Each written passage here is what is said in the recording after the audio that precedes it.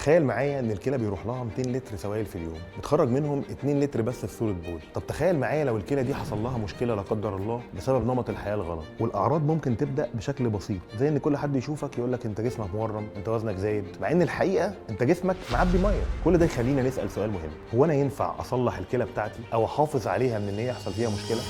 قدماء المصريين كان عندهم برديه، البرديه دي كان فيها وصفه قديمه بتتكلم عن سر الحياه وازاي الناس تقدر تعيش فتره اطول. ازاي كان عندهم مواد فعاله طبيعيه بتحافظ على الكلى، ومن ضمن المواد الفعاله دي ماده اسمها الاماي فيزناجا، واحده من 9 مواد موجوده جوه الكدني كده. تركيبه المواد الفعاله دي بتقدم لكليتك نوع من الحمايه من كتر المسكنات اللي انت هريها بيها، زي مثلا الكرانبيري اكستراكت او مستخلص التوت البري. وبالفعل هو يعتبر ماده مضاده للبكتيريا وبيمنع ان البكتيريا تلزق في جدار المجرى البولي، يعني ببساطه بيقلل من العدوى من المسالك البوليه. ويمكن لو سالت حد كبير في السن شويه كده اعمل ايه لو عايز انزل الميه اللي في جسمي، هيقول لك اشرب ورق بقدونس منقوع، وده واحده برضو من المواد الموجوده اللي بيساعدك على تفريغ المثانه بسهوله وانه ينزل ميه محبوسه في جسمك. ده غير مواد تانية كتير انا مش هشغل دماغك باساميها، بس عايز اقول لك اللي منها اللي بيخفف التشنجات، منها اللي بيساعد على عدم تكوين حصاوي الكلى، منها اللي بيحسن من وظائف الكلى والكبد كمان. يعني تقدر تقول انه مكمل جامع لكذا فايده مع بعض، مش محتاج افكرك، ده مكمل